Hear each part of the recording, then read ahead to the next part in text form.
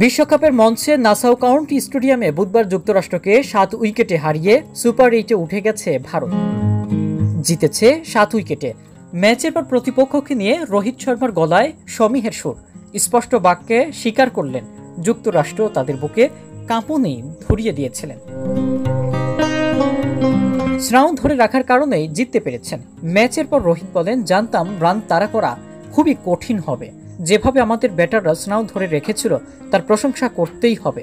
ওই জুটিটার জন্যই জিতলাম, অর্থাৎ শিবম এবং সূর্য। পরিণত মানসিকতা দেখিয়ে লম্বা একটা জুটি গড়ে জেতানোর জন্য সূর্য এবং শিবমের কৃতিত্ব প্রাপ্য। যুক্তরাষ্ট্র দলে বেশ কয়েকজন ভারতীয় বংশোদ্ভূত ক্রিকেটার খেলেন। তাদেরই একজন সৌরভ নেত্রভালকর এদিন রোহিত ছাড়াও আউট করেছেন বিরাট কোহলিকে।